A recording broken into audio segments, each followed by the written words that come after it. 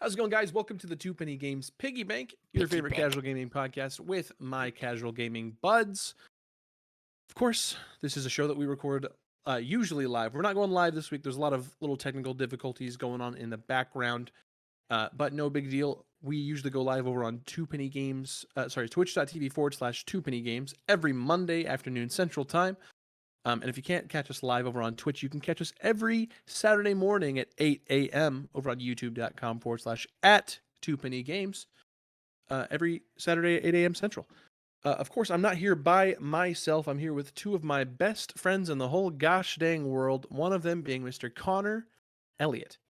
Happy January 19th, or 20, January 20, 2026. No, today, when we're recording this is the 19th, and it'll be released on YouTube on the 24th.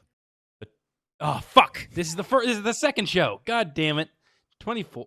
Yeah. Well, Well, I got the date right. Technically, will be on the 20th. At least I got seltzer. The Two Penny Games cast comes out every Tuesday at 8 a.m. Central Time. This is not the Games Cast. Who else is on the Games Cast, you ask? It's Tavin Bothel, my other best friend in the whole gosh dang world. Hi, it's me. Hello, what's poppin', players? It's incredible every week how, like, I'm always prepared to, like, have a bit or throw something on there. But because Phil throws it to Connor first, he just inevitably says something stupid that just completely throws everything off. And I just have to revel in that. And it's almost as if, like, we've been doing this for 4+ years. This show specifically for like 4 years, and you're still out here not getting anything right. Well, last week I did go to you first. Yeah, exactly. First point. Second point is you had said that I wasn't going to get to you today. It's a challenge. I didn't mean to. This is not intentional, but I think something like subconsciously happens to me whenever I'm getting to you. I know I can push you further. Gentlemen, I like to think of myself as someone who can dissect work very well, analyze the different elements, put them together, understand their purpose within the piece of art. You know what I'm saying? I see myself as someone who does that quite well. And I'm finding that if it's a piece that I was attached to earlier on in life when I wasn't so good at that, or just was less aware of different elements in those things, I find it difficult to be able to find those elements now. And I say this to and I'm curious if y'all feel this way either. It's the effect of like, oh, you saw something early, you didn't fully understand its depth, and you came back as an adult and then found the depth. I'm finding it difficult to find those things that I'm a mega fan of that, like, you watch a movie and then like 10 years later, you get something else out of it. There's a game I play almost every year. And it's called Metal Gear Solid 3 Snake Eater. It's my favorite video game of all time. It's the best video game of all time. And I've played it probably, if not every year, minimum every other year. Sure. Since I first played it when I was like 13 years old, right? I'm 28 now. So that's 15 years I've been playing this video game, right? In Metal Gear Solid 3 Snake Eater, the core group of bad guys, the Cobra unit, as they're called, are all named after emotions. And it was not brought to my attention until I watched K-Bash's latest video essay on Snake Eater that is the process of Snake going through and killing his own emotions as he leads up to his final mission of killing the boss, who is a motherly figure to him, and it drastically changes who he is by the end of the game. And it never occurred to me that those were the emotions he was killing as he came closer to the event. Yeah, and I was like, it's damn. almost like the five stages of grief or whatever, right? Yeah, yeah. It's the pain of the betrayal, the fear of being alone, and the fear of the unknown. The end. That's also like, yes, but the end is all like, I think like in the Japanese version, it's a closer translation to like the oblivion or something like that. So it's kind of like the idea of like defeating death almost, or something kind of closer akin to that. Not an emotion either way. but And then the rage that there's a better Concept. way. The homeboy in the video explained it better, but and then the fury of like the rage of loss, and then finally the joy, and you've killed your own joy. And I'm like, fuck, how have I never put those things together? That's incredible. And then there was a couple of other elements that K-Bash pointed out in his video. Some of it I was like, oh, that's a great point. I never thought of it like that. And then other things I was like, I don't know if that was the intention of those things. I think Kojima just makes fun video games sometimes, But it was a really well done video. Shout out K-Bash on that video. But there was multiple moments where like I thought I had examined all the elements of Snake Eater. I thought I knew that game front to back, and here we are 15 years later, close to 100, somewhere around 100 playthroughs of the game, and had no idea about that which would have been a very basic element. And I feel like if I had played Snake Eater for the first time within the last like 3 years, I would have figured that part out. I get you. I guess you could have. Well, you I said, don't. I guess I don't to, really have. Yomi Coke. I don't have like a game Thanks. equivalent to that, but like, I mean, I remember growing up and being utterly like bored to death by Lord of the Rings, and then now that I'm older, I really really enjoy that first movie, even though I haven't seen the other two in the trilogy. I've only seen the first one. Well, Phil, I am going to be trying to watch the first movie in theaters after recording this episode. The entire Fellowship bit, of the Ring. the Fellowship of the Ring, indeed. Well, it's all a part of a release of all of the movies in theaters again. So Tell me how I'll be calling on you. Tell me how that 3.5 hour nap goes. Oh, it's not going to be me sleeping. Fucking snooze Now, fest. I will say the version being released, I know this is a side tangent, but the version being released is the extended version, which I like because it's a jerk off for fans, but it is inferior to the theatrical release. Really, you think so? I do. That's yes. not a popular opinion. It's a popular opinion. It's not among Lord of the Rings fans because I can recognize that it's for fans, and except for the fact that It gets a little bloated. It's a little, there's some scenes that maybe. All right, They yeah, cut for a we've reason. been over this. Yeah. yeah, one of those exceptions is the beginning of Fellowship of the Ring, just objectively not as good of an opening. With the narration by Bilbo Baggins in the extended version, just doesn't hit as well as the nice. The nice easing into the movie that the original version The offers. magical old woman who says, here's all the lore that you need, much like every From Software game. This is different. This is compared to the slow introduction into this beautiful landscape of the Shire and this peaceful existence, rather than telling you about hobbits that you kind of pick up through the film anyway. Well, Tavin, it's not always women. In Elden Ring, it's a man. It is. You're right. The voice actress who does the openings for all of them, well, all the Dark Souls games, passed away. I can't remember her name. Oh, but shit. Rest in peace. Yeah, she died fairly recently. I don't remember if Sekiro has an opening like that. It does not, I no. don't think it does. Yeah, it just opens and you're in it. Yeah. Because the introduction is like, well, who's he trying to protect? Why is he in prison? Well, and it's why this is why Sekiro actually has a narrative and the rest of them don't, is because there's an inciting incident in Sekiro where you go, oh, there you go, there's the incident. That's the- Whereas because in Dark Souls, it's like, Yeah. you're a guy, go do the thing. You're an RPG character. The idea is you make the RPG character, and they're a person who's suffering from a curse that erodes your memory. That's the entire point. It's a cool in-world way to justify it being your character, your RPG character. Yeah, it's real cool. It Real is cool. really cool. It is. Pixen Lim died June 2025 at the age of 80. Yes. Long life. Rest in peace. Wow, yeah. Well, yeah. Died June 2025? June 9th, 2025. Oh, okay. Well then, all right. I thought your point was she died before Elden Ring. No. She died recently. That's why I was surprised. I was like, yeah, why wasn't she? Oh, in Elden Ring? she's the narrator of Dark Souls. Not Elden Ring was a different thing. Yeah. But I understand. I just I just thought Connor brought it up at all because she died Because before yeah, Elden it was a Ring came different out. person in Elden Ring. I get you. Well, this of course I do kind of I have a quick little piggyback thing off, but it goes into another segment that we do here on our casual gaming podcast where we talk about our weekend games, what we've been playing. We play mini games usually here on the show. We're doing something a little bit different, but for this week. But I have something that I just really want to talk about for a segment we usually do, which is what we've been playing.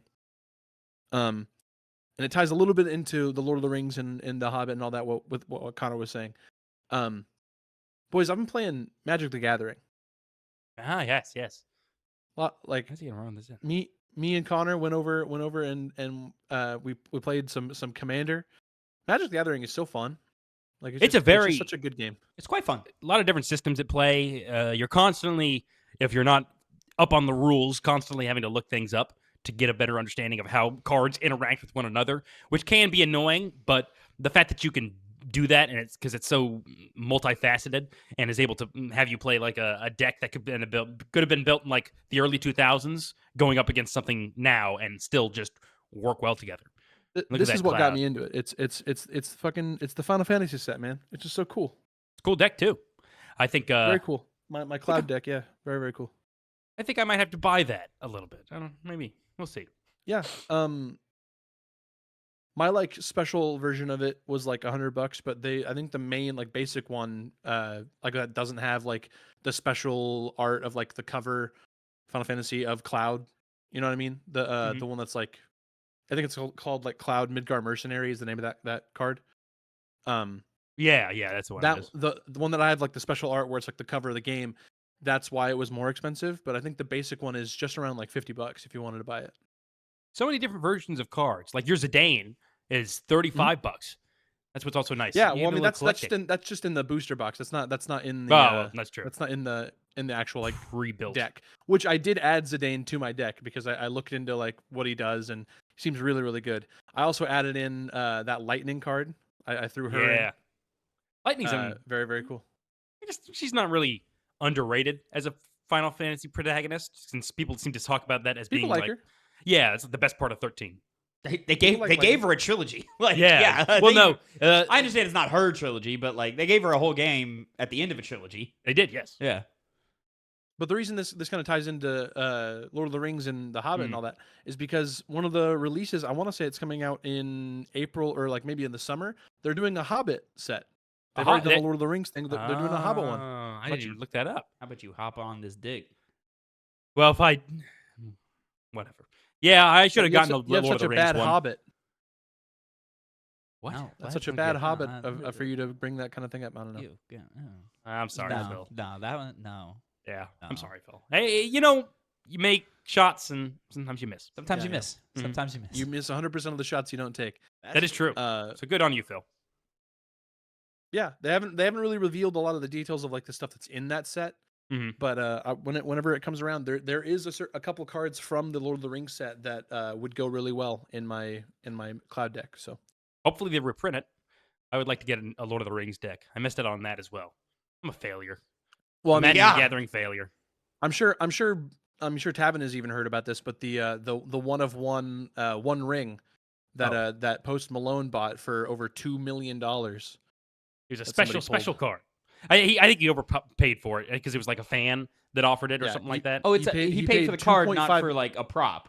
No, it's like the card. It was a card. The One Ring, like a special edition version. It was the card. So there was only one of them printed in the entire world, and then a fan of Post Malone's pulled it, and Post bought it for $2.5 million. He's a big Magic player. Okay. Which they also did Spider-Man. They did something with Spider-Man. I can't remember. I have some Spider-Man deck. Yeah, I know. I know some of the Spider-Man stuff. Yeah. For the record, by the way, because Tavin was insulting me when I played with Phil before playing with our friends. Phil whooped his ass, bro. I went Phil on fucking trounced him, bro. Didn't whip. First time really playing, and this guy plays every goddamn week. Got fucking stomped the fuck out. And then I did what a fucking loser. And then I won 2 4-player games back to back. So that's why I'm bringing. Oh, you won that second one? I did, yeah. Yeah, you left. Congratulations! I mean, it was pretty clear that you were going to win. I will say when I left because it was after 4 o'clock in the morning that I ended up leaving. Congratulations on what is probably your only wins of the year, because you used to host these things at our place, and I know you would lose. You're a loser. 4 people, 2 games, only 2 winners. I mean, just probability wise, you wouldn't see all of the outcomes. Shut up. I'll tell you one thing. I got real close to beating Connor in one of those games this past weekend. Got real close to beating him. Sometimes it's down to the wire, but I'm past the wire. I always am. To the wire. Speaking of, do you guys have anything you want to say about what you've been playing, or? Yeah, speaking of your Zidane card, I finally am Yeah. dedicating to playing Final Fantasy IX. I am Very cool. playing it on my Switch, and that's all I got to say. I've yet to get that far into it, but I'm past the point, because I picked the game up like on 5 separate occasions, and I played the beginning sequence 4 of those times, and I just put it down like immediately past that, and I don't know why. So I'm past it now. I'm past the first area, and The next one of the next, best like, apparently. the next video game that I plan on getting into, like, because we're still in the middle for the game club. We're still in the middle of Dark Souls 2. Mm-hmm. I have not really put time into that since the last time we talked about it, really. Unfortunately.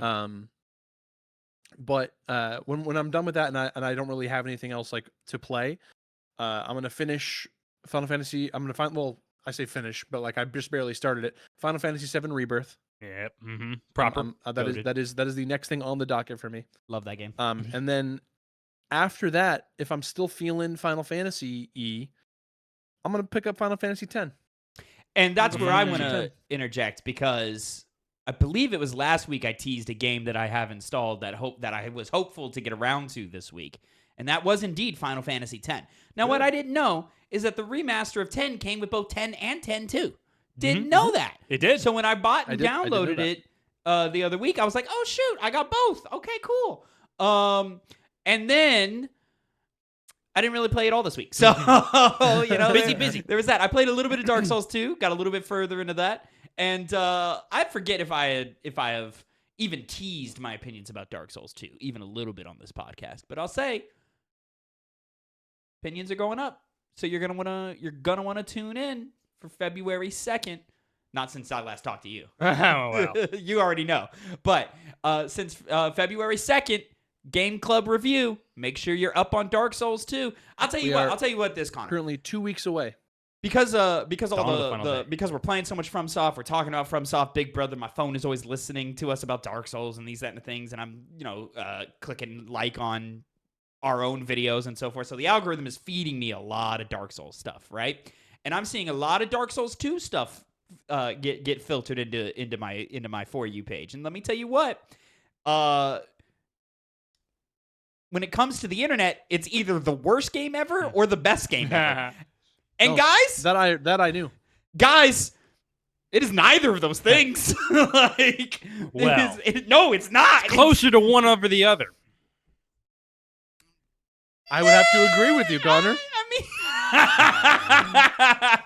Oh, you fool! He's lying. You know what? I'll agree with you, Connor. It is making closer a to joke. one over the You're other. jesting. They're jesting. It is closer to one over the other. But it just I'm just sitting here and I'm like, ooh, we're gonna say things that nobody's gonna like. Nobody's gonna be a fan of us after that game club, which is interesting. It's gonna be a real nerdy conversation. It's one of my favorite types of reviews where we just get to fucking just get into systems and fucking tear apart numbers and shit. System-based game. Obviously, we haven't recorded it yet, but I just think of, when we get to our individual opinions, like we're gonna pull clips from that greater podcast of all of us having like the discourse and talking about it.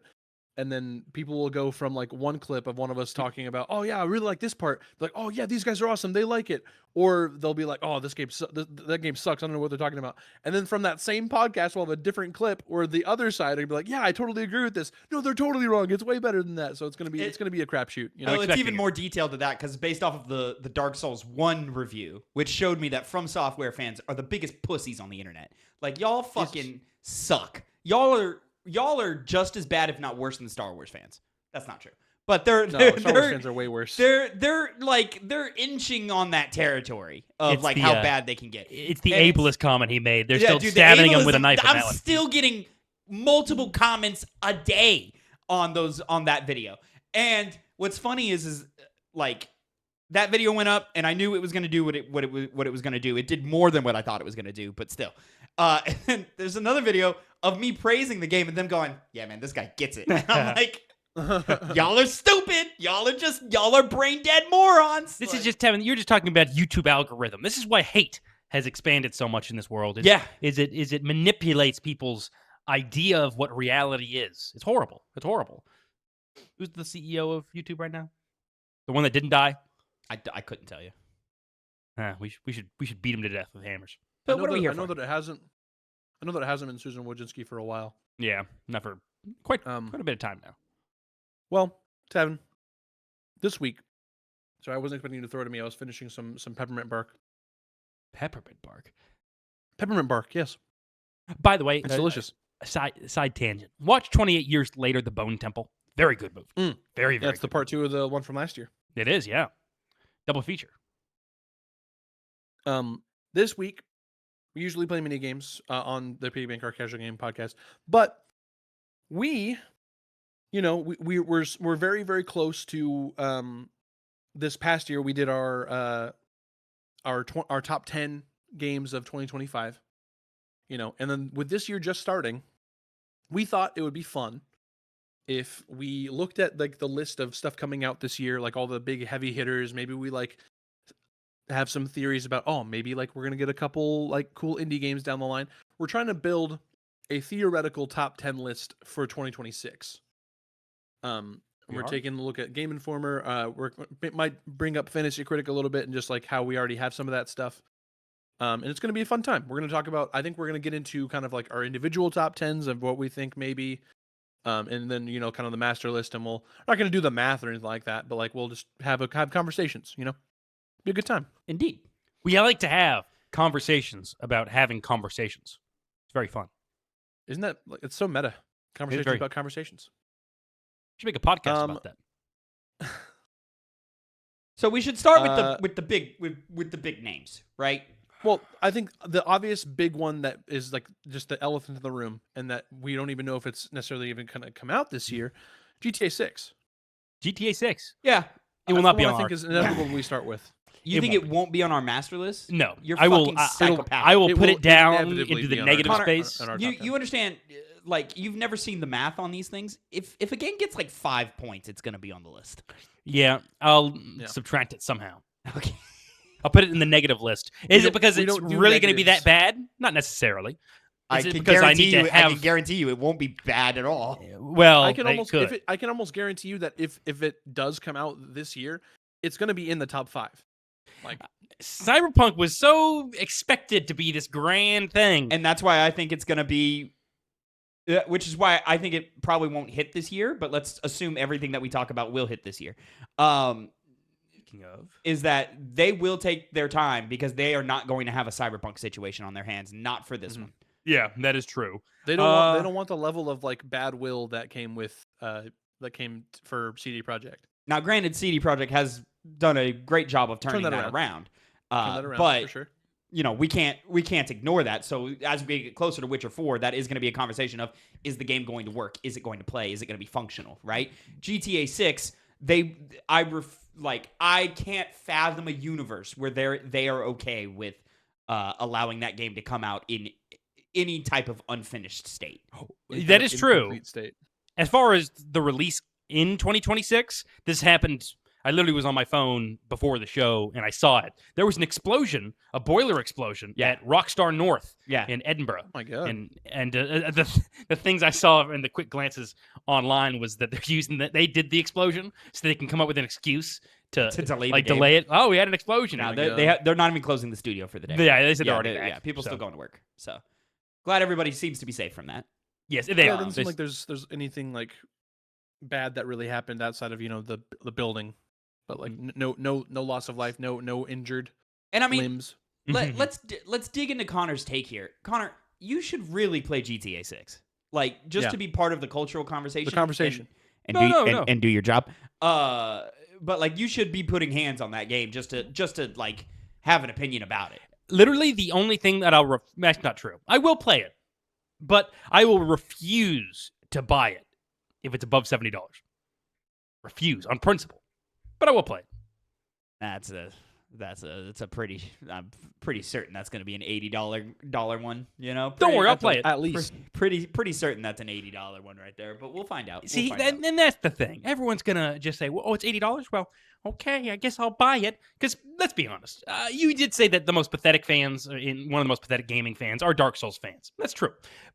GTA's Quite sure. higher than that because there's No, not a it is. greater amount of shills for a video game than GTA. It's why it's lived so long. People want to keep putting money and time and focus into a 2013 Connor, game. I don't want to hear it. You put Night Rain. Put Night Rain in your top 5. Yeah. I don't Night want Rain's to fucking hear it. Going to be inherently a much more soulful game than whatever GTA 6 is going to be. Absolutely because you know why? not. They didn't spend $1 million Incredibly not or what is true. it, $1 billion making it to where you can see the perspiration appear on a person's skin or their hair stand up in the tense moments to be realistic. Yeah, there's not any of that bullshit. It's only pure game experience. I'm not going to fault Connor for putting it at his number 5. I think that's fine. It would have been my number 11 if we went that high on the personal list.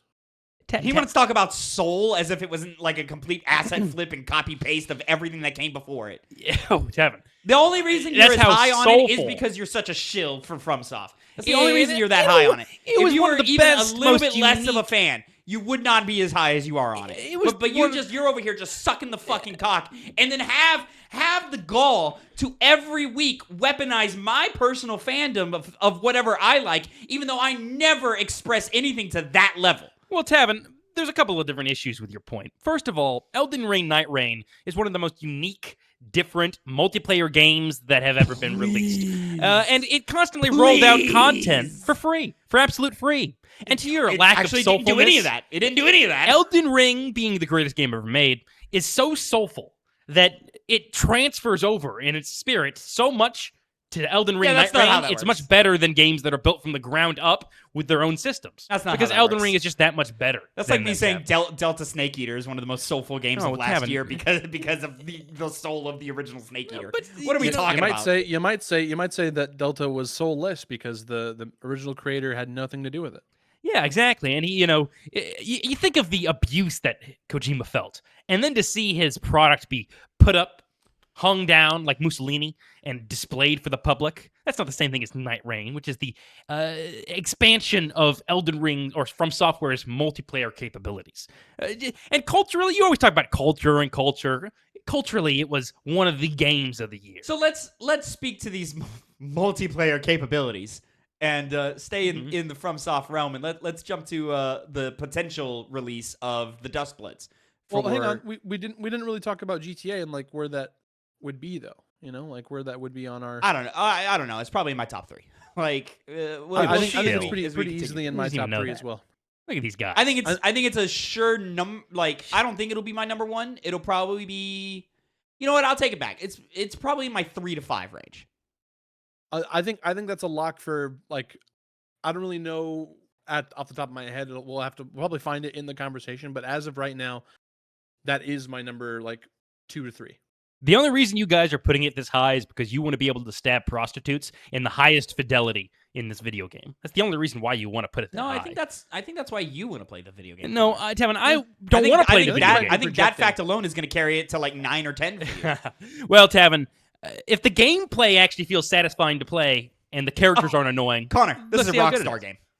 Well, hey, Their games don't feel good to play. $1 billion, Tavin. I'm saying. I don't know if that's $1 billion, but seems reasonable. The only thing that's going to feel good is driving the cars. It's the That's only funny. thing that's going to feel good. Let's all right. So now back with what Tavin was saying. The Duskbloods. Yeah, that's an interesting one. One that I am open to trying for sure. But there's a lot of caveats to Duskbloods for me. The biggest being it's a Nintendo Switch 2 exclusive.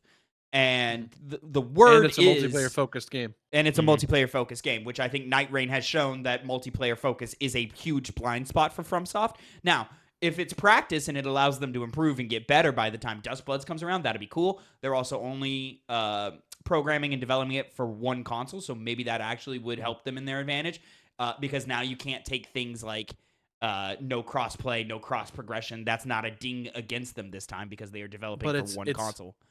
It's the Nintendo netcode, Yep. That's going to be the big problem. So how well is networking going to work? Now, granted, Nintendo's gotten a lot better about that in very recent years. I mean, a lot in the fact that 5 is a bigger number than 0. It's not that big of a step. Like, at least I feel. I mean, I don't know. I haven't played a lot of multiplayer on Switch at all, but my understanding is that the success of Splatoon and I guess even Animal Crossing, but to a lesser extent. I think Splatoon is the one that really pushed it for it. Really pushed Nintendo to be like, all right, let's get a little bit better.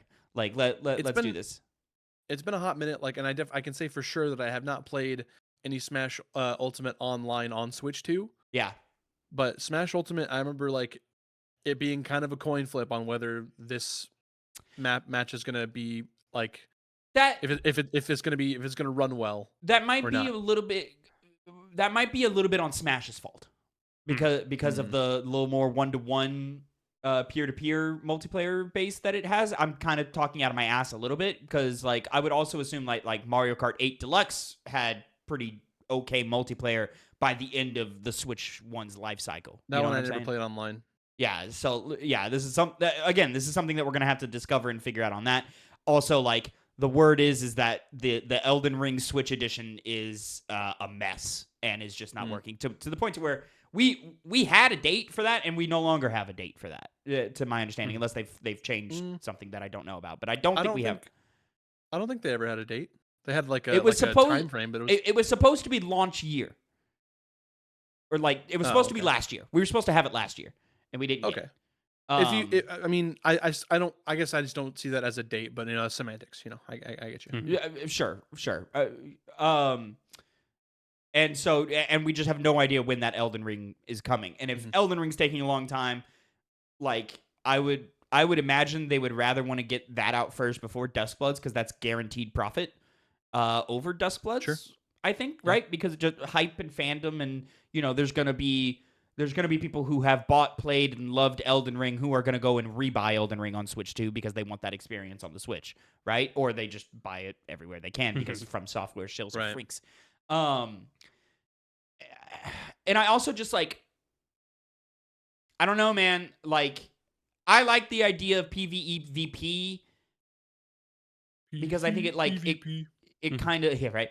I think it kind of plays into their kind of natural strengths with like how invasions worked and all this, that, and the third.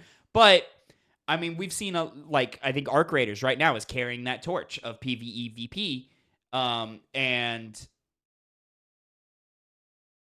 you think that fills that spot? It's gonna be compared a lot to these different experiences that you can get. And will, on a systems level, which would be on From Software's part, can they fulfill that without falling backwards into their own thing? I'm also curious of how much of that fan base actually truly wants that experience, because it'd be the first time that like they've ever focused on it. Yeah, sure, like there's like arenas and stuff where PvP is a thing in the other games, but not as at the forefront. Who's picking up a Dark Souls for PvP? Yeah, I mean, they don't pick it up necessarily for that, but I mean, there's really an audience for it for sure, but there is. I don't think the greater audience for sure. No, it's really just the fact that it's on Nintendo Switch, because that changes the game. I mean, this is not when they had the last exclusive, which was Bloodborne.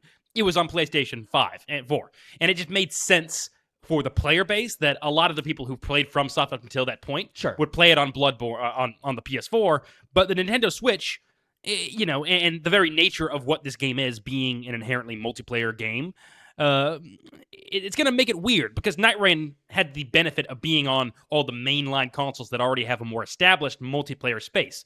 Nintendo Switch is trying to use this as a way to get there, and so we'll see how it works for them. I'm hopeful, but we'll see. Granted, and like we don't need to speak about the legacy and the level of status that Bloodborne is, right? That's up there as one of the greats, one of the best of all time, and so forth. But Bloodborne also was developed solely for and constructed for what was at the time the most powerful console on the market. And it still came out with some technical issues, right? Like mad crazy loading screens, locked 30 FPS, a number of other things. Switch 2, I can guarantee you, is going to be locked 30 FPS. And it's just not the most powerful console on the market by far.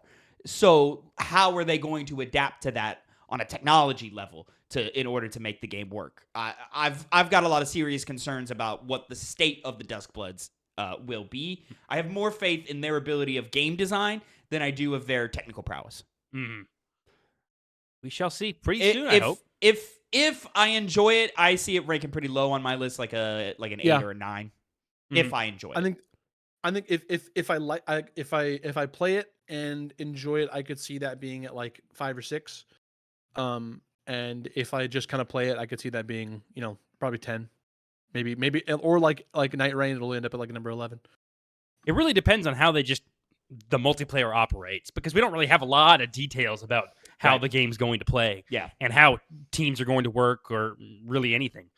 Whether there's going to be multiple modes or it's mainly just one thing that you do, like Night Rain.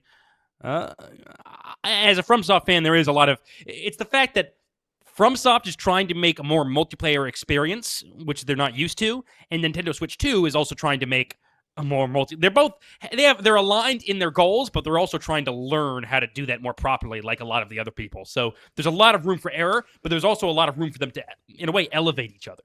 It's been FromSoft, because of its name recognition, it has a good chance to do that. I could see almost like, I think enthusiast expectations would be low, and this involves critics. And because the expectations are low, they have more of an opportunity to impress.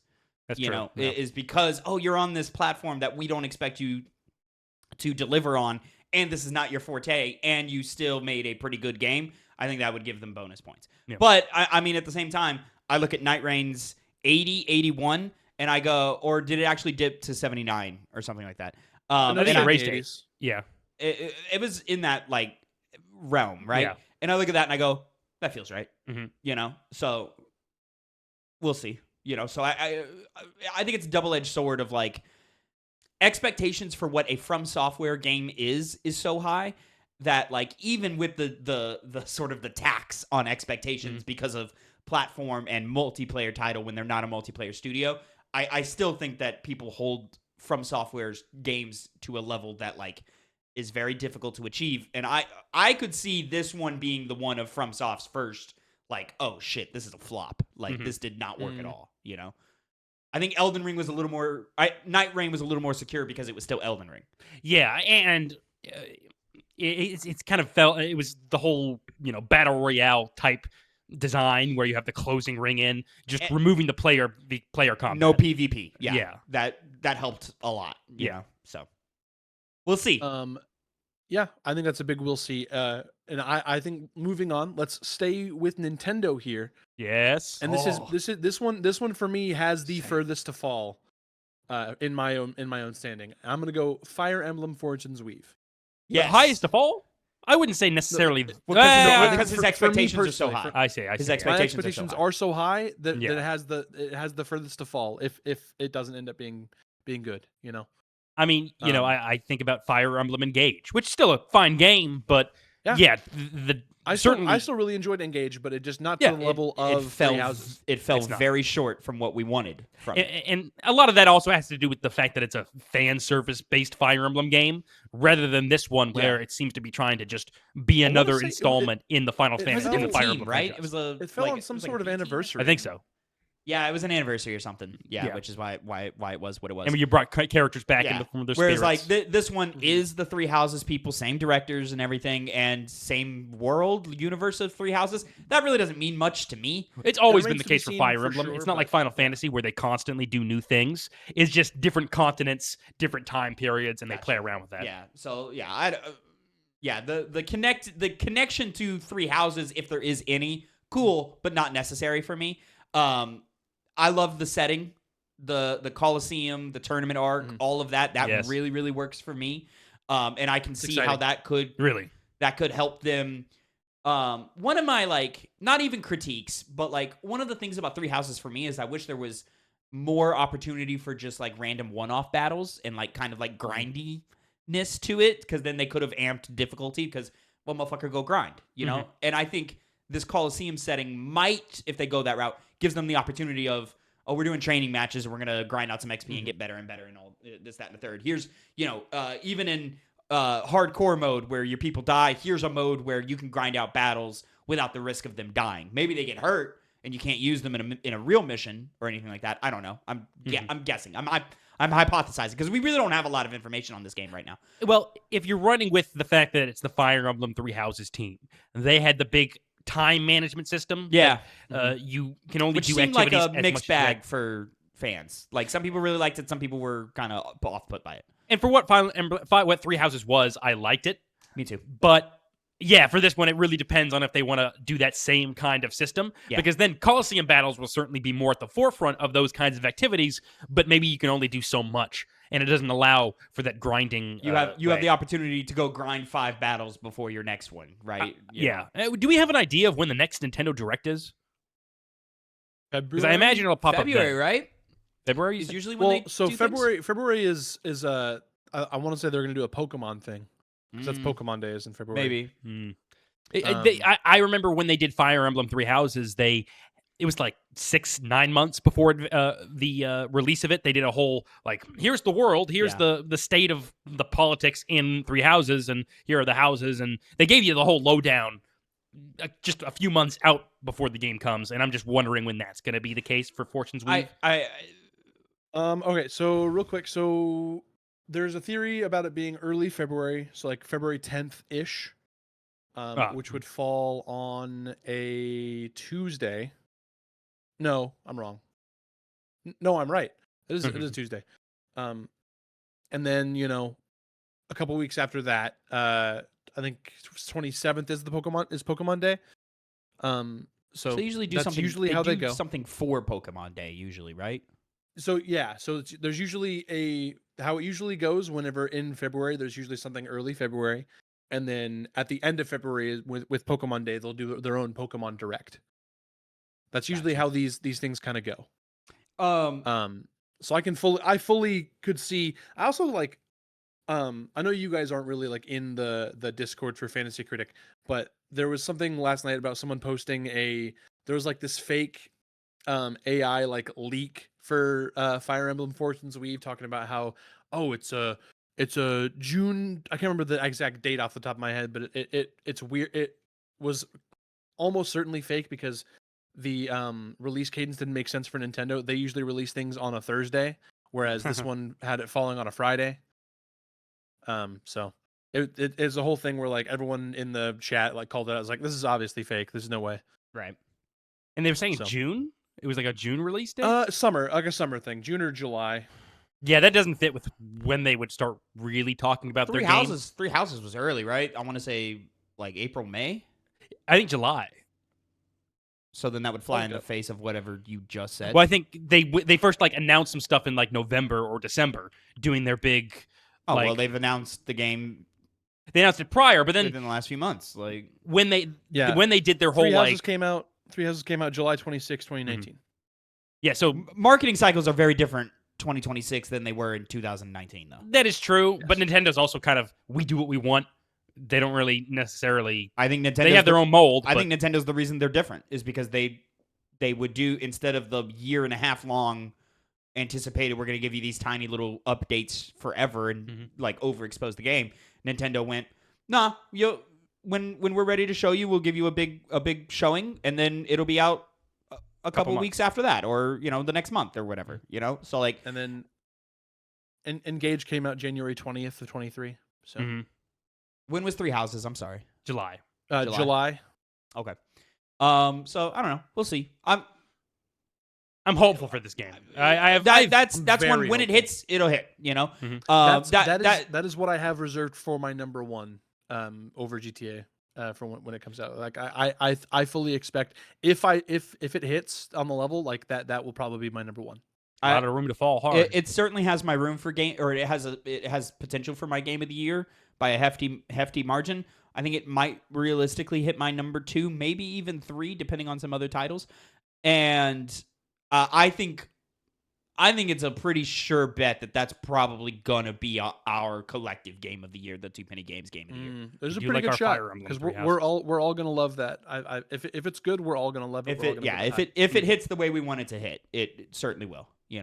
I think if it's decent, I think there's a good chance it'll be on all 3 of our lists. But if it's only decent, it may only be number 9 for me. Whereas it might be I don't know, 6 for Connor or 4 for Phil or something like that, depending on just how things are. How that kind of works out, it might end up being how Dispatch was for us last year. Yeah, where that ended up being our number 3 or 4, right? Number 2. That was our number 2? No, it was our number 3. I'm Yeah. sorry, because Claire Claire? Expedition was number 2. Mhm. No, So, number yeah. 3 for our master list was no. That's right. Is I Dispatch thought, and then I thought Dispatch was number 4. Ghost was 4. Ghost was I low. think. No, because we put it high. Oh, that's right. Me and you put it high. Yeah. And it was still on my list. Mhm. So, Yeah, that's true. and it wasn't Sure. it wasn't even at the bottom of my list. Like there were several titles that it was above. That's right. That's right. I want to switch Um, gears to what, if I could, to what is one of 2 of my most anticipated games and coming quite soon. I want to talk Saros. I just have to Saros, say, yeah. by the way, Yeah. after the Dusk Bloods, we talked about the Dusk Bloods. In my mind, I was like, well, the next thing we're going to talk about is Fire Emblem. And then while we were wrapping this up, I was like, the next thing we're going to talk about is Saros. I've been guessing perfectly since I've decided to guess. Look at you. Just putting that out there. Look at Just you. saying. Aren't you just I so mean, smart? I know what I want to talk about next. I just think Saros is. There's another game I want to talk about more, but I think Saros is going to be a better quality game, and I think there's a better chance for the 3 of us to all like it a lot over that one. But we'll get to that. As far as exclusivity and how it's releasing, Saros is going to be PlayStation, right? Yep. PlayStation okay. exclusive. I don't know about PC or not, but I'm pretty certain it's just PS5. So, Yeah. So let's switch over from Nintendo over to PlayStation here with Saros. I'll talk about it first because, to be quite honest, knowing Housemarque is a good studio based off their last game and knowing it has a bunch of potential, I still feel absolutely nothing for this game. Like, personally, because Really? I don't have any You're not experience excited at with. all? You need to No. I because you guys both played Returnal. go put hands on Returnal for 20 minutes and you'll get it. See, I mean, I did like for 10 minutes, and even then, that's why I'm like, well, I haven't experienced that enough. And because this seems to almost be like a sequel in a way, with how similar it seems, it's just kind of like, well, the only reason I'm excited for Control Resonant is because it seems to have some melee focus, and I like the weird Remedy type stuff that they do. If you're gonna call it a sequel, it's like the softest of sequels. No, I mean, like, yeah, It's just a spiritual in the same way like Fortune's Weave is, which is why I keep thinking of Three Houses. I'm super excited for Fortune's Weave because Three Houses is so high in my mind. It's one of my favorite games, and so I don't have that same marker with Returnal using it to get excited for Saros. I think Fortune's Weave has more of a potential to be an actual like secret sequel to Three Houses than Saros is to Returnal. I agree. Yeah, no, I would be shocked if Saros has anything to do with Returnal outside of mechanics. You know, systems. the roguelike universe. mechanic, yeah. Besides, like, they might do that. We're on different planets. We're the plot of Returnal made it to where it's not a universe.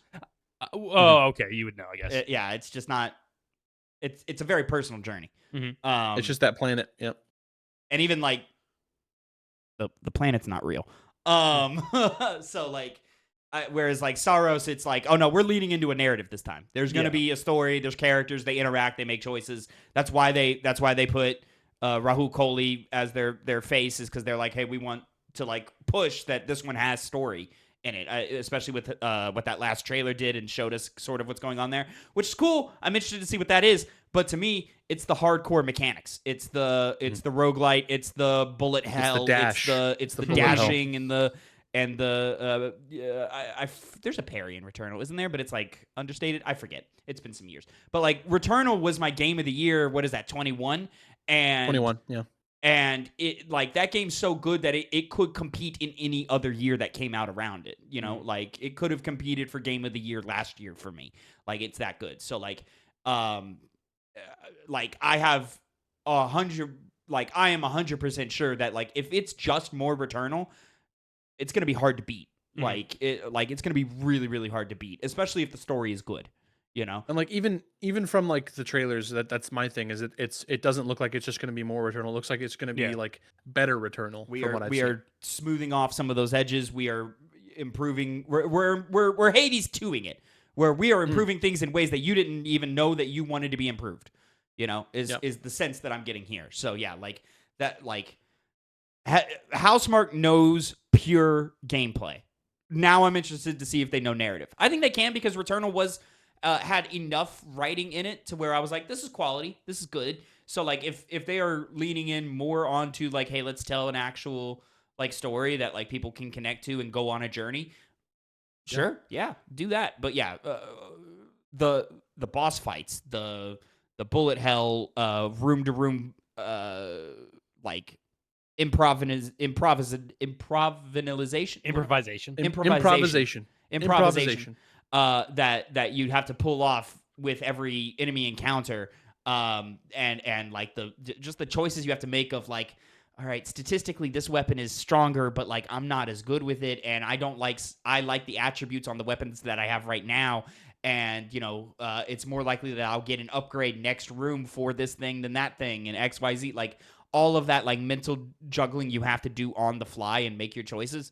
Yeah, man, like and like just everything that they were doing, like Returnal still has some of my favorite like boss encounter moments of this decade. And so like I'm off the wall excited for Saros. Like I genuinely think that like it is hard to beat Saros for best gameplay of the year. That's a big top 5 potential for me. Big top 5 potential. Tavin just talked about it like it's released already.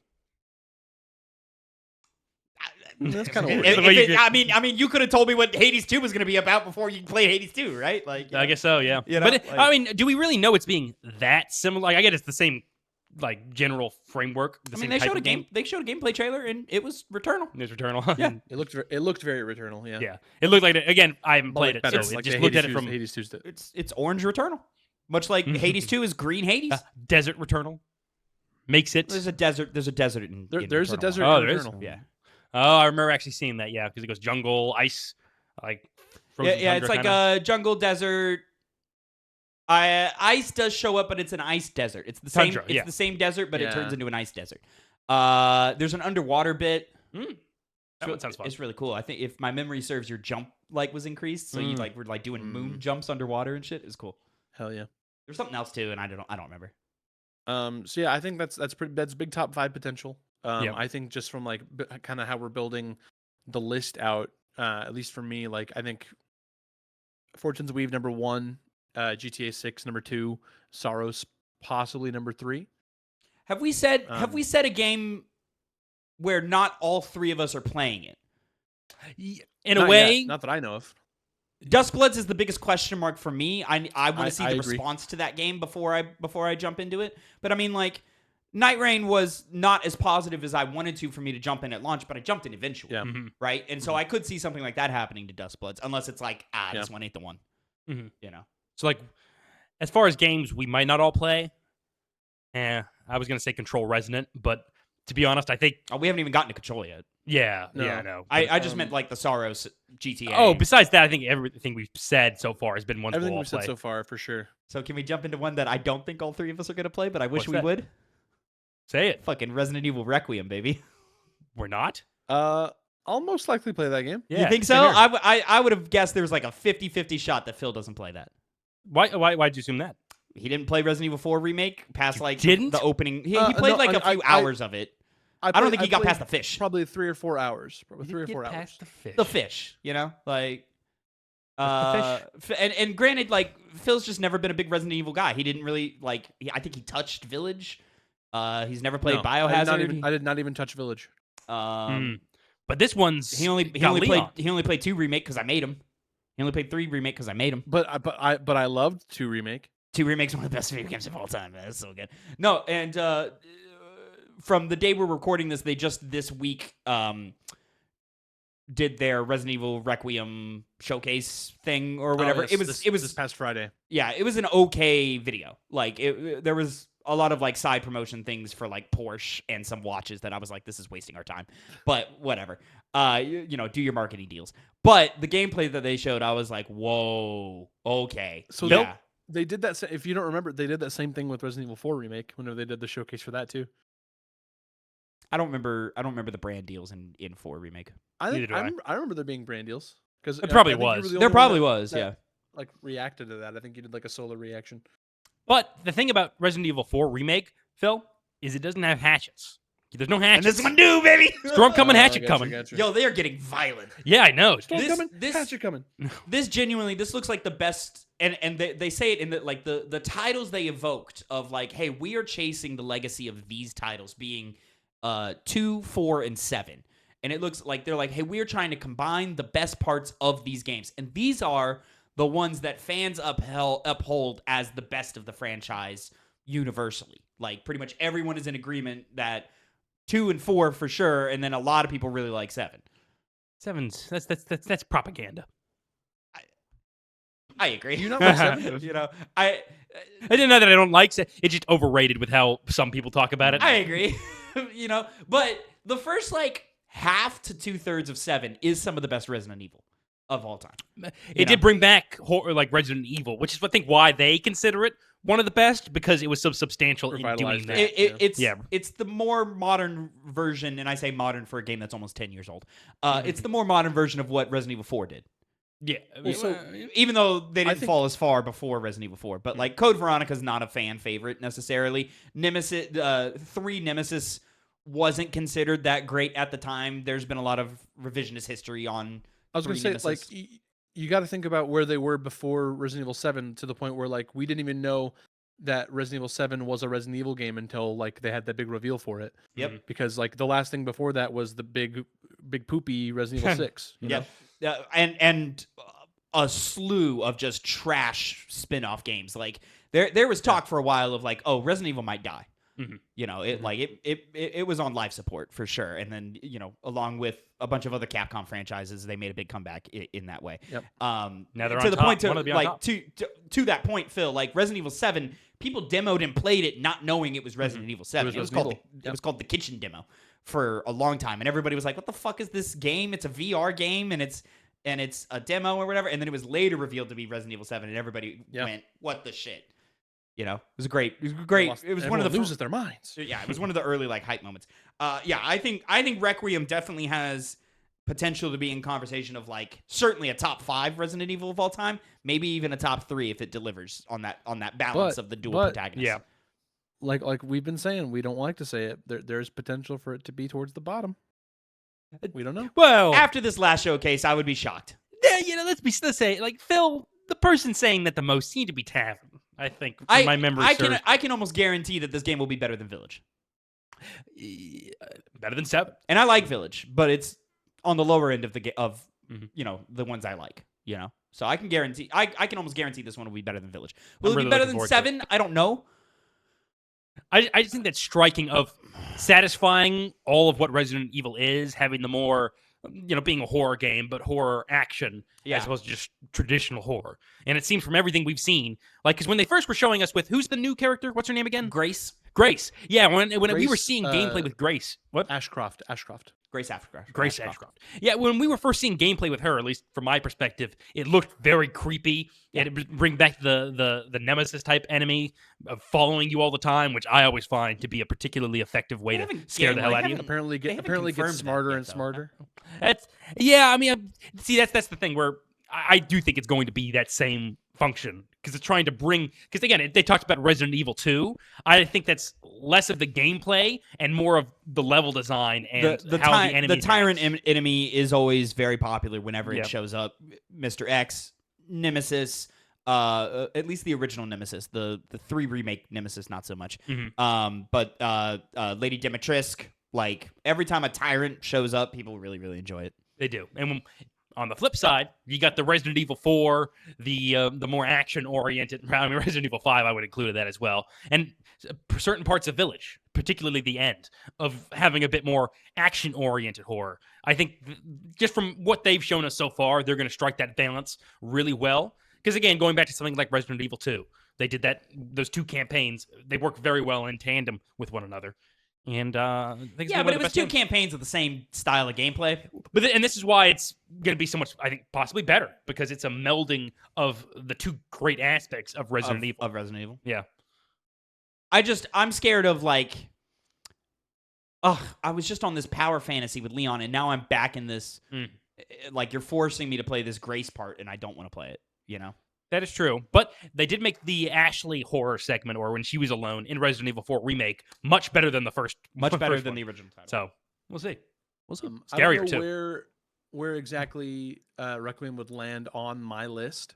Yeah, I'm hoping for a top 3. That's probably for me. That's probably the 6 to 10 range. If it makes it, you know, 6 to 10. Yeah. Oh, maybe it'll be 5 to. I could see it in 6. like the probably the 4 to 6 for you. Mm-hmm. And then I think it'll probably land somewhere there in the master list as like a 4 to 6-ish. Curious. Probably closer to the Sixers. I wanna go a little, like, I know Resident Evil. I think it's multi-platform, or is it just PlayStation? Oh, it's Oh, multi-platform. Yeah, multi-platform. I want to Capcom jump is for back the to people. PlayStation here. Going to go back to PlayStation here with Marvel's Wolverine. Yeah, we'll see.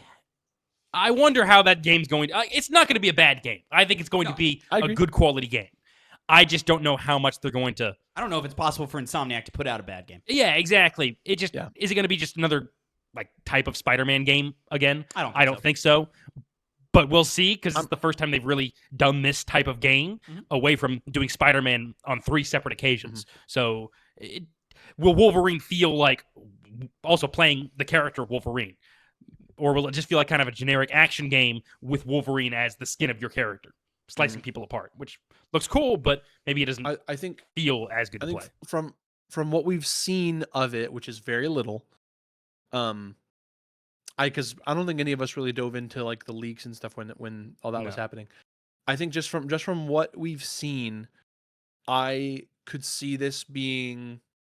I'm trepidatious at giving it top 5, even though like that's historically like where I put these Insomniac games. I'm trepidatious at putting it at top 5. So the for me, I'm the closest to that I'm comfortable in putting it is at number 5.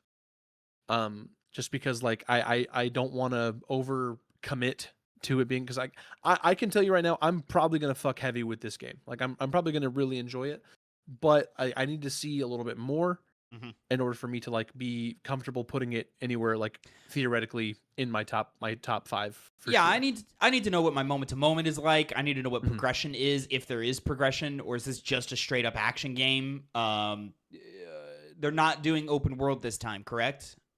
I'm pretty sure it's just level by level. Yeah, so I need to know what that looks and feels like. How open are these levels? Are they? Because I still want to explore. I still want to like go through nooks and crannies and have like optional battles that you otherwise wouldn't. I'm kind of expecting this to be like a more fluid and obviously more M-rated version of Ratchet and Clank Rift Apart. And so we'll see if it goes there in that direction. But yeah, I expect it to be like faster paced, less stiff, more like jumping around, like slashing dudes up and so forth. So very interested in that. And then of course that story needs to hit, like, and it needs to hit probably harder than the last couple of Spider-Mans have hit, See, Tavin's saying this so he can just get ready to say it's inferior to the Spider-Man games, because look right there. Shill. I'm waiting for the press R2 to schnicked, Oh, that was such a good moment. I still like Schnicked. I really hope that they do something cool and unique with this game, like in terms of like how it actually controls and what buttons you press to do what. Like, if it's just mash square and triangle, I'll be like, all right, cool. But like, I really think light attack square, heavy attack triangle. Yeah, something to that effect. But I think it'd be like way cooler and way more interesting if they put the attacks on bumpers and triggers, and the right controls your right arm and the left controls your left. Like, or something to that effect. I think that would be way cooler than just like, all right, I'm just. I think it'd be pretty cool. So here's the thing. There's a game called For Honor, and that plays way differently than what I just pitched. I mean, does it? You use the triggers. It's just the inclusion of a left stick instead of just the right stick, and you still move around with the left stick. Sounds like you described For Honor just. I didn't say anything about sticks, but okay. Did you then? You no, did like bumpers and triggers. Oh, bumpers. Yeah, I think triggers. Up, down, right, left. I don't know. That's always that worked for For Honor. That's not going to work for Wolverine. How do you know? It's too because Wolverine needs to be more multi-target.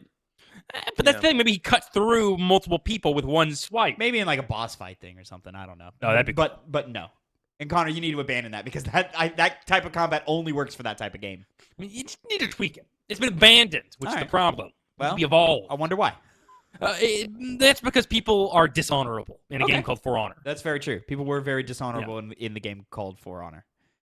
I like having the stuff on the walls. That picture's still too small, so I don't know. We'll figure it out. Okay. Do we have any big ones that we want to talk about here while Connor fixes his mic? Does he need to fix my his mic? Is perfect. There it is. I didn't hear it, but okay. It's robot-y, but yeah. So right now, before I just kind of start running through like the year. Control Resident. Control. Yeah, let's talk Control. Yeah. Okay, I don't have any experience with the first game, so I'll let you guys lead the conversation here. Neither do I. I'm the only one. Well, that's the thing, where we don't have to talk about it that much, unless Tavin has the most to say about it. Yeah. I like melee combat, and it looks like there's some cool shit with you being able to basically form your main weapon into a variety of different ones. But even aside from that, knowing Remedy does a lot of weird, trippy things with its level design, with its narrative, I want to experience that again. But more specifically, I want to experience Control first, because it's kind of a Hollow Knight Silk Song situation, where even less of so, really. I want to play the original Hollow Knight before Silk Song. Narratively more of so. Yeah. Mechanically, I think less of so. Oh yeah, less of so. But that's why one of the narrative is one of the more interesting parts of the game, one of the more enticing parts of the game, because Remedy is so interesting in that regard. And so I kind of have to experience Control. And thankfully, we're playing a game that benefits with hour-long play sessions in the form of Tony Hawk Pro Skater 1+2. So I think February might be my month to just February's a lock in busy month. Neo 3, Resident Evil? Yeah, but I was going to probably not play Neo 3 right now. Really? Maybe like a later thing. Neo's weird. Let's stay on Control. We'll get to Neo. Yeah, but it's just, again, I'm on the Remedy train. And Control is my blind spot. And so I want to just clear that up. That's I was fair. wanting to wait for the game club, but I think I could just play it now. Probably. Yeah. Yeah, Control was one of my favorite games of the year that it came out, and it really, really shined in gameplay and in combat for me. It wasn't like the best thing ever. Like I think a Sekiro is way better action combat than Control is, for example. Same year. And what's really great about Control is, some of its level design. There were some shortcomings in its level design. It got really confusing to get around in certain areas. But it had some set-piece level design moments that were really, really impressive. And then even on top of that, it was just aesthetic, like an aesthetic thing with Control that was very different from Alan Wake. And so I'm very interested to see how you'll react to the differences from Alan Wake that they are, even though they are a shared universe. And I'm like excited, but also quite trepidatious about Resident. One, because they're switching to a melee combat focus thing, which I think they can do, because Control 1 was so good, and they are not like grounded by the survival horror-esqueness of Alan Wake. But I would say generally gameplay and combat's usually the weakest part of a Remedy game. Control kind of being the only exception to that rule. So can they recapture that magic for Resident? I'm concerned about the openness of the levels in this one. Control 1 had more of like a Metroidvania style structure to it. That's kind of reaching a little bit, but it was closer to that than it was a lot like Arkham games, where like there was like you'll go to that section eventually, and then there's like a general hub that you'll keep coming back to.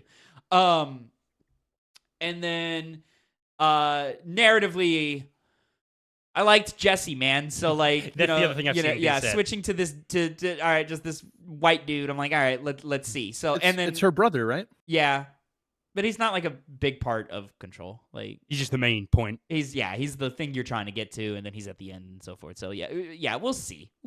And they're not like, to my memory, they're not like close. So like that's one of the. I think we're gonna get some like real contrasting personalities here. Even though Jesse like wasn't like the craziest like on terms of personality, she was a little bland at times, but I liked her a lot. And so yeah, we'll see if all that.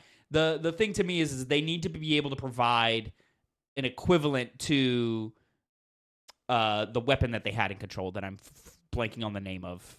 And while you're thinking of it, weapon. I mean, the service weapon. Yeah, they need to be able to recreate the magic of the service weapon in a melee form. And if they can do that, then we're in a good place. And they seem like they're kind of doing that from what they've shown us. What they've shown us looks good.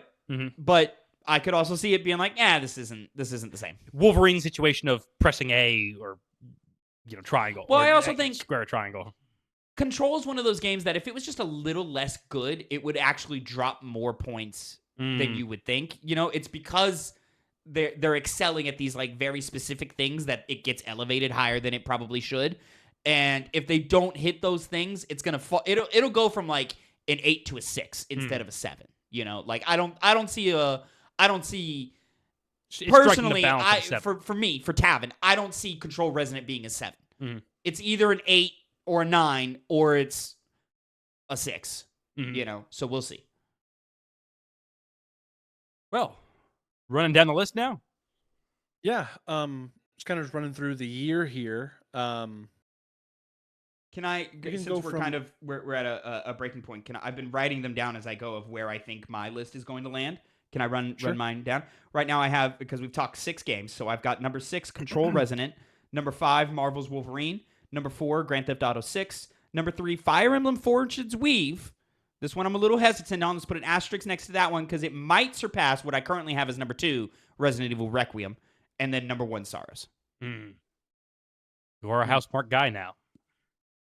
I mean, I really liked Control. I mean, I played Resogun, and I played, what was it, Dead Nation? Those are cool. I like those, but Returnal was the one. All these that's why you're a Housemark fan, because these are smaller games. Remedy games like Alan Wake, it's like, oh shit, this is a big game that's being released this year. You played small games from Housemark. You dedicated time to playing not the big blockbuster.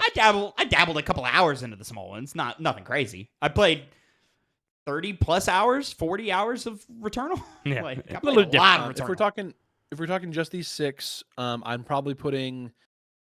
You can put Control. And I forgot Resident Evil. Dustbloods. True. So last. that's 7 then. Like I think between Duskbloods, Resident Evil, and Control, those are like the most fluid. You can move around from 7, 6, and 5, right? Like those. Yeah. And then number 4, I'll give Marvel's Wolverine, just because I'm so unsure. So we're only talking about these 7 games right now. Yeah. Number 3, I'll go.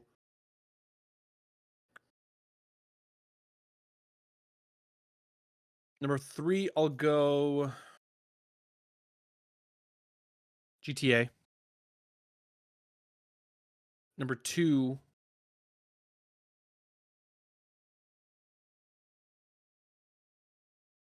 I'll go Sorrows, and number 1, I'll say Fire Emblem.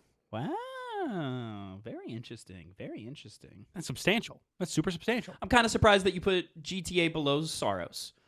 But not Well, that just because there's no world in which Marvel's Wolverine is above GTA 6, right? Like I don't see that as a possibility. I could be wrong. I would love to be wrong. That would be fucking awesome. I would love to be wrong. Yeah, that'd be really cool. But I don't Is see a this world where Insomniac's it's first possible. 10 out of 10? Spider-Man 2 is a 10 out of 10. No, it's not.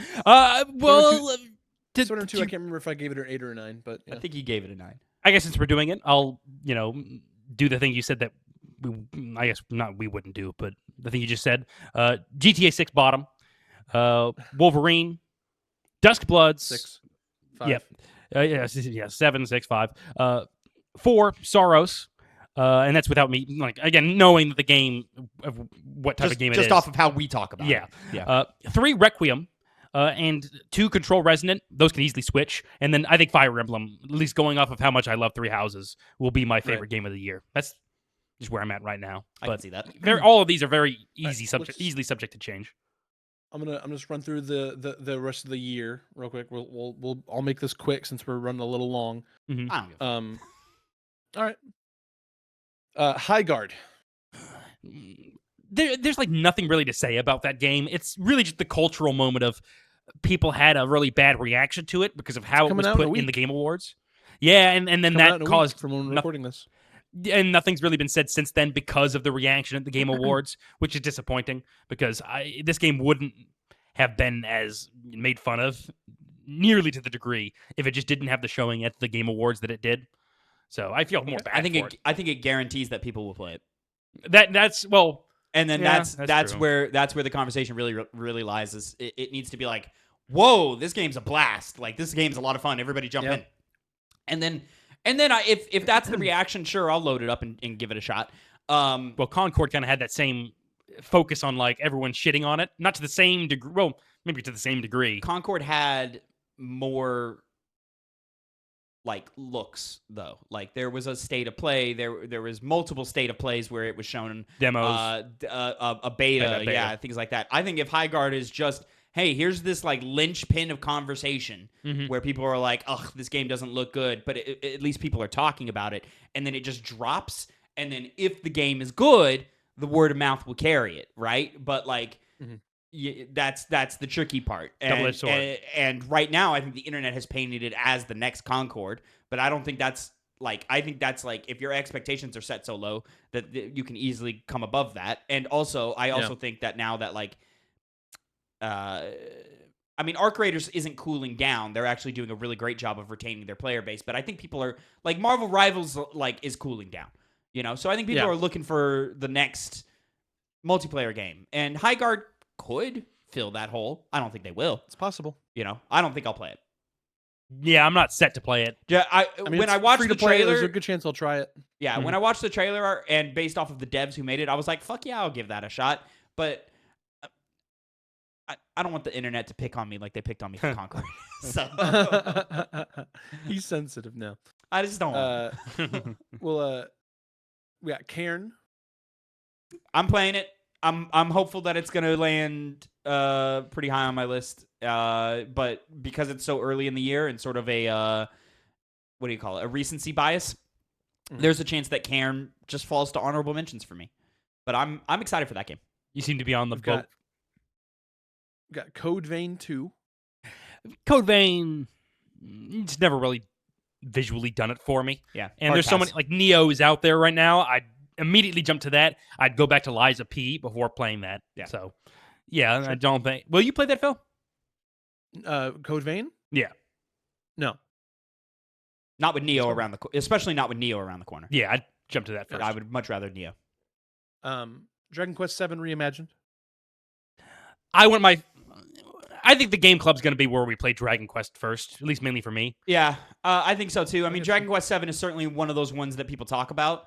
And this remake looks great. Like it really genuinely looks really, really good. No, I don't see myself making time for it because I've got other games that I'm more interested there. Mm-hmm. Like Neo 3.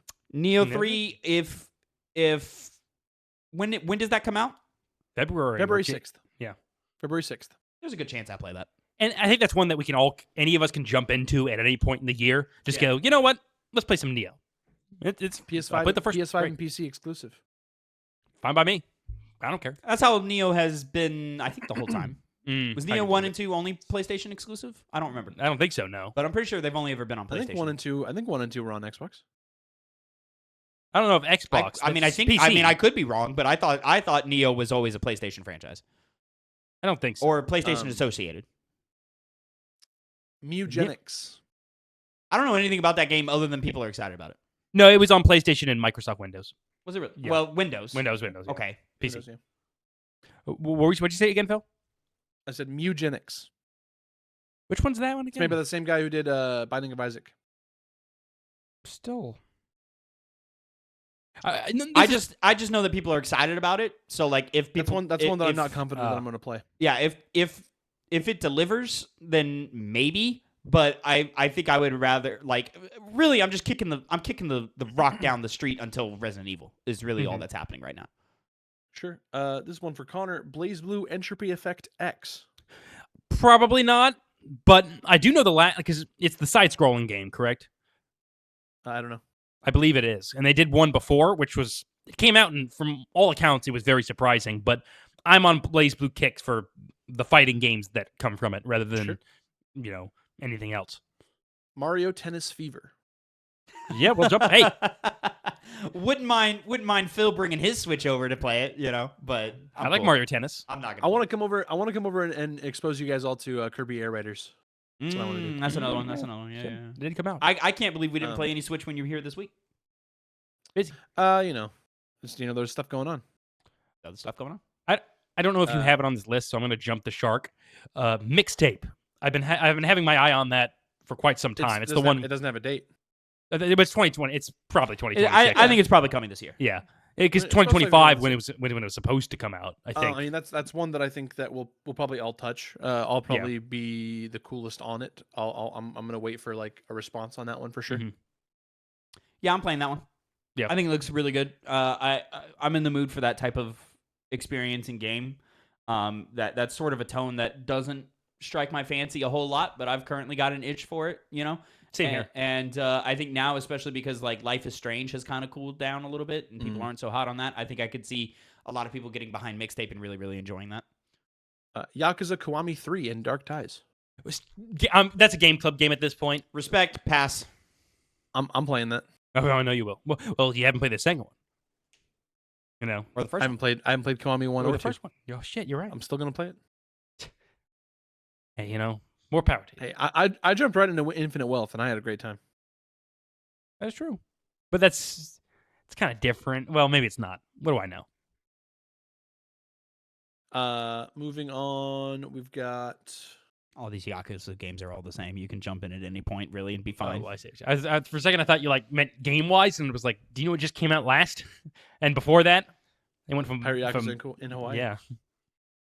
Oh, wait, they're different games. You're only saying that because of the two games. Well, there's three different types of games. Like the original Yakuza in the form of Yakuza 0, which is all we've played, and then Infinite Wealth / Like a Dragon, and then Pirate. Hang on. Pirate's one of the old ones. Yakuza 0 is not the original Yakuza game. What? What'd you say? You're Yakuza 0 is misunderstanding not what the he's original. From what we he's talking played. formula. He's talking formula. Oh, Yeah. Okay. Because technically, it's a prequel.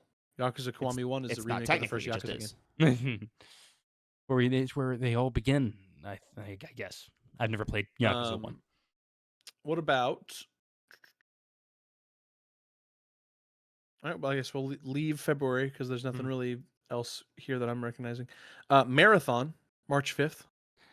That's a game that a lot of the news has centered around that, but from what the game is, being an extraction shooter, I don't see myself playing it. And I don't know if I'd be surprised if you guys did. Are you interested in jumping on it? 100% depends on the temperature. I was gonna say I feel like the one that's the closest to like playing it would be Tavin. Tavin's the one that would be. I mean, I think Bungie makes great shooters, and I think from the response that the betas have had is that it's a quality shooter. It's just the rest of it that is a question mark. But I do think Arc Raiders has sort of awoken the mainstream to extraction shooters, and I think March is a great time for Marathon because I do think that is about the time that Arc Raiders will probably start cooling down. So like here's another one for you guys, and if they've managed to sort of improve the shortcomings that have been reported on in the betas, then I think there's a chance that, it's not going to like blow up and be the next biggest thing by any stretch of the imagination, but I think it could find itself an audience, not unlike that of, I don't know, an Apex Legends. Mm-hmm. So about same day, March 5th, Pokemon Pokopia. Good for you, Phil. have fun, Phil. Yeah. Replaced, March 12th. Oh, dude, Replaced looks very good. I'll see the reviews. So will I. Yeah. I'm in that same space as well with 007 First Light because that has a chance to be really something, but I don't You're think getting it ahead. is. You're getting ahead. Oh, I'm sorry, sir. I apologize. The week after Replaced, we've got Crimson Desert, March 19th. Well, I do want to play that. That one's like a temperature check for me, but it won't take much. Who stole that on Fantasy Critic? You have it. Do I have it? No, I have No. it. Oh, I had have last it. year. Oh, he has it. Oh, Yeah. okay. I have it, and Tavin counterpicked it. I just know I haven't counterpicked. Fucking what's the site that does all the Tavin, fix your mic. I know. What's the site that does all the quality check? Quality check. Like as in Quality check. Like how Open things group? run. Oh, like, will it run? Digital Foundry. Digital Foundry said it's running quite well. Oh, okay. So I think on the technical side, I think it will impress. It'll have all of the FPS and resolutions that you want for it. The question is can they balance that number of gameplay systems and make them meaningful? I think they can. It's been in the oven for how many years now? And then, of course, is there a story that people care about? That's an RPG. You just have to have nice, deep systems first and foremost. Oh, for systems. I thought you were talking story. I was like, RPG is all about story. What are you talking about? Jumping from March to late April, we've got Pragmata for April 24th. I want to check it out. I want to try it. I don't know if I'll like see it through to the end, but that strikes me as a game that I'm like, oh yeah, I put 6 or 7 hours into that and had a good time. It's a review game for me. That's one that also I'll have to wait for a temperature check on that to check it out. Invincible Versus. Negative. Can we play Marvel Fighters Tokon instead? We're gonna. Well, We should have talked once about we that. have a date for it. We're playing that one. Absolutely, we're playing that one. That's a fighting game that all three of us are playing. We're playing. Now I think we it'd go probably to May. land 6 to 9 on my list. Somewhere in there is where I think it'll Yeah, land. I agree. It's gonna be If it it's gonna be the latter The back half. part of my list. Yeah. May 27th, 007 First Light. I I need the temperature check. I don't like what I saw. Like, and the further I get away from that demo, the more I'm like, I don't even know if I want to play that. Because, like, I think the melding of Hitman and Uncharted is going to leave both fan bases unsatisfied. Mhm. Yeah. Or create There's a an pretty good entirely chance new of that. thing. Maybe. I doubt it. So, I also doubt it. 2 days after that, we got Lego Batman Legacy of the Dark Knight. I am fuck yeah, baby. 100% playing this game. 100% playing that game. I might. I'm not the biggest Lego game guy, though I like the idea of them. You're not the biggest Batman game guy. Yeah, That I as don't know. Like, what are you doing? Huh, so I don't know. I don't think you're playing. I'll put it down. You're not playing that game. Very likely, yeah. I'm going to play it. me and It's going to Tavin- land in my me and back Tavin are half, gonna and I'm love going to it. have a great time. Me and Tavin are gonna love it. Connor's gonna be like, this is Arkham Asylum, only now it's Lego, so I actually don't care about it. Yeah. It's stupid. That makes it dumb. I think it'll be It's for kids. it might be like our master list number 8. Asterisk I number think it's 8. probably match list number like 10 or 9, but yeah, it's gonna be low. No, cuz 10 or 9 is always like the one of like one of us enjoyed one game so much that it just barely made the list. I will play it Right, but and rank it higher. if me and you both have it at number 9, that's only 4 points. Mm-hmm. We'll True. see. We'll see. I don't think that game's going to see. hit my number 9. I think that game's going to do better than We'll that. see. 8. That's kind of other than like stuff we've already. Oh, wait, hang on. We got September, Phantom Blade 0. Ooh, Yeah, I'm probably trying it. I'm yeah. probably trying it more Yeah. off of hype for it than my actual I'm interest in the probably game. I'm probably like 90% going to try this game. You It didn't would say really have to depend on what else is going on around that time. which. We'll start getting the rollout here in the summer and see what else this year's got in store. Sure. What else do we have that don't have dates, Phil? Well, that's exactly what I was going to get to because we got Fable.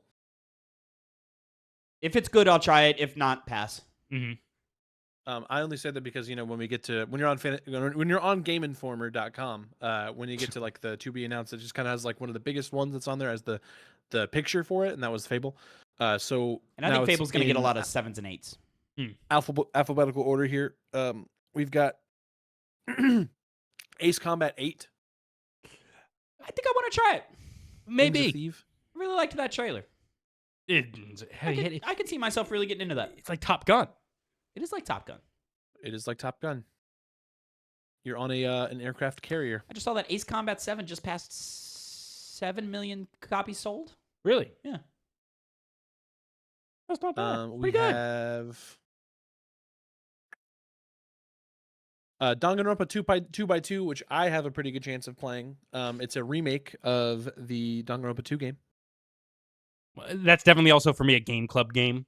That's what's nice Yeah. about it is that I can at least just say like, you know what? There's so many games I want to play, and there's a chance it will be played. Let me play it in the next 7 years when it randomly gets selected. Or 4 months. Right, out That's of what's cool nowhere. about it. Yeah. We've got Elden Ring Timeless Edition, Switch 2, whatever. Enter the Gungeon 2. There you go, Tavin. Probably not. What? Probably not. I'm probably why I I'm associate probably the that with most you. likely to play I that haven't- game. I'm Really? I think I'm the only one out of the three of us that's played Enter the Gungeon. I haven't played the first one. So Maybe I was confusing it with you, Phil. well, I drafted Possibly. it on You Fantasy gotta- Grounds, you but I gotta- don't you even think gotta you've look looked. at I it did that after the initial draft, so you probably didn't even see that. Mm. I don't know. Forza Horizon 6. It'll be good for the Forza Horizon guys. Probably not.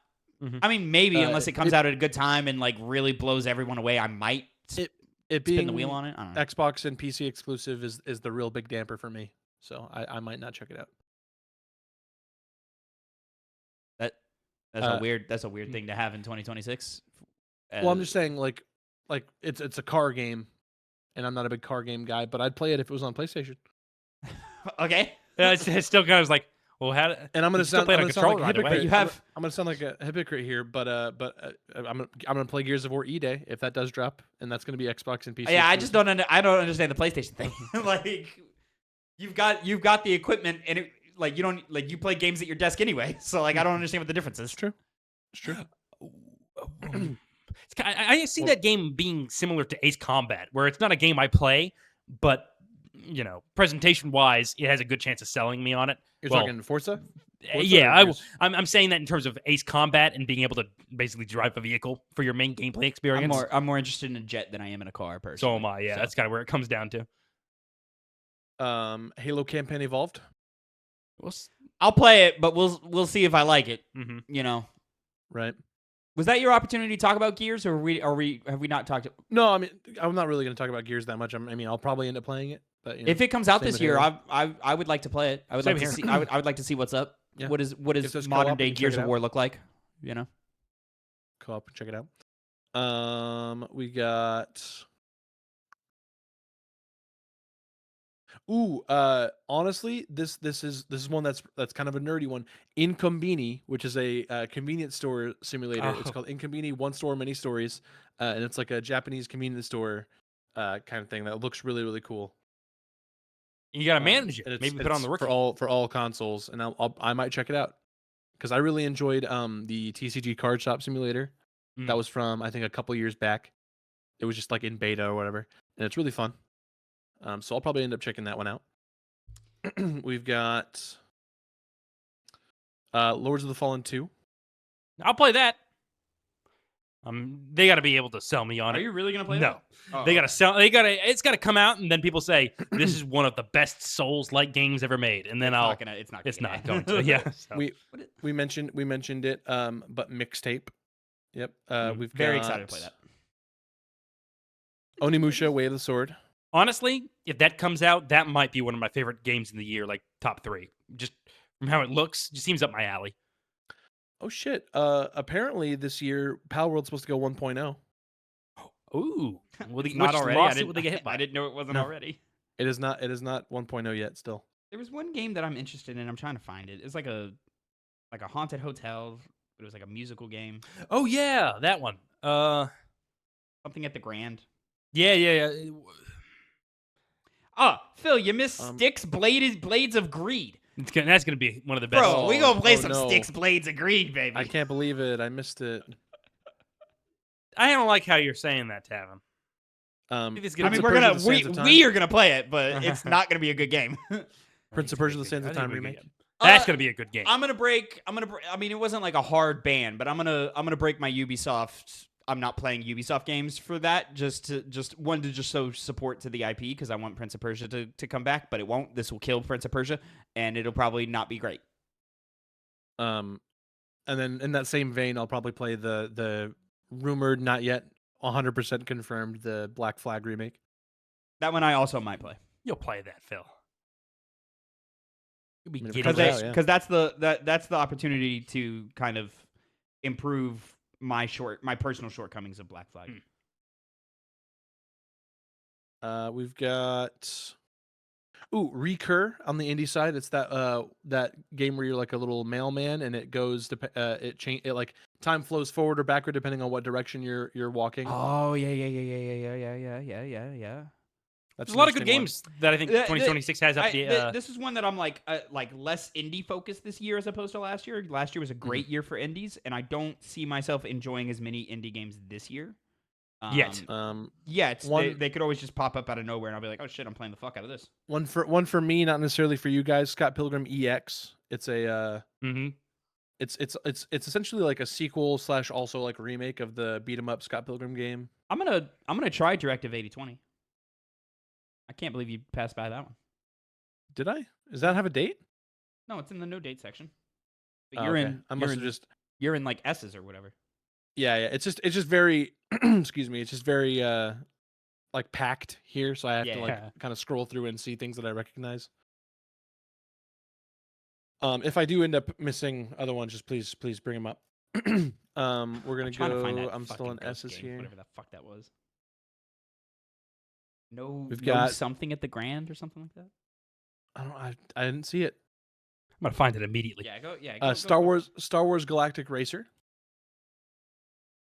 If that comes out this year, I'll certainly kick the tires on it and check it out. Yeah. For sure. Will it be like one of my favorite things ever? No, I probably see it. I probably see myself enjoying it more than I enjoyed Star Wars Squadrons. And certainly spending more time in it than I spent in Squadrons. But I think I'll like it probably about as much as I liked Squadrons. We've also got I think it's a tactics game, but the Star Wars Zero Company. That is it's an XCOM like. 1000% checking that out. If that There comes are out. no ghosts at the Grand. No ghosts at the Grand. There are no. it's There are in no the- ghosts at the Grand. Yeah, I'm there certainly are. playing that. Certainly playing that. We didn't really get into Marvel Token Fighting Souls too much. I'm very excited for Marvel Token Fighting Souls. I want to see what the characters are going to be. Roll them out. Give me God, more. No Straight Roads 2. I didn't even know they were making a sequel to that. Super Meat Boy 3D. Certainly checking it out. Certainly gonna play. Absolutely checking it out. Yeah, Absolutely checking it out. If it comes out, Planet Alana 2, I might kick the tires on. Might. I most likely will not. Yeah. So I just got to There Are No Ghosts at the Grand. Yes. Mhm. Oh, because it's a T game. Yes. We've got Tomb Raider: Legacy of Atlantis. Yeah, I want to play that. I want to check that out. Yep. See what they do with it. The big that's the big the one for remake game. me. Big one for me again. Tamagotchi Life: Living the Dream. Yeah, Tomodachi. Whoa. Tamagotchi Life, dude. Just wanna We talk about haven't that seen live, it since like- the 3DS. South of Midnight coming to PlayStation 5. Maybe. Now all of a Maybe. sudden, If they time it right. I have been skipping ports, so yeah. we're looking for new games. I mean, 2020. The Sinking City's getting a Jesus sequel. Christ. Oh, I've known this. We've got Witchbrook, which is that cozy game that I think Ooh, I my wanna play wife will that. really enjoy. That looks fun. I want It's to play almost that. like a Stardew witchy type game that's supposed to come out this year. We just don't know when. I'm gonna listen to podcasts while playing with it, and Connor's gonna lose his She might be fucking shit. taking a nap. I can't see if she's reacting. I'll hear it in the other room. There are 3 different fucking Warhammer games coming out allegedly this year. I think there's only We've also got Two. Yoshi and the Mysterious at Book. Probably a pass on Yoshi. I'll Sorry, most likely Yoshi. play it. too much Mario. What? You're such a hater for no reason. You just don't like cute things. Things can be cute. Yeah, That's Connor. fine. Connor, there are 3 easy. Warhammer games here. It's Warhammer 40k Bolt Gun 2, Warhammer 40k yeah. Dawn of War 4, and Warhammer Survivors. Oh, and Mechanicus too. 4. I don't see that. Oh, It hasn't gotten a release date yet, but it's coming out this well, year. it would have been in the same grouping as It would have been in the same spot those as 3 games that Warhammer. we just named. Because this list, whatever you guys are reading, are badly written. That's why they're not real We're talking Warhammer about Game fans. Informer. It's good Yeah. enough. It's good enough for 3 other games that I've never fucking heard of. But Mechanicus 2 isn't on there. It's only an established game. It's coming out that year. It's coming out this year. You'll see. I even think they actually did say in like one of their Well, little yeah, that's updates. that brings us to the end of this little podcast. Let us know in the comments what you are looking forward to. What do you think your top 10 of this year is going to look like? And for that matter, drop your top 10 of 2025 in the comments. We want to know. We want to know what people like. We want to know what you guys have been talking about, what you and your friends have been playing. And just let us know. Let us know how wrong we are on like our takes on some of these games that haven't even come out yet. We want to start the discourse. I want to hear what people have to say. See if I can. Just drop in the comments. Thank you guys so much for watching. Boys, let's say goodbye. Goodbye. Bye.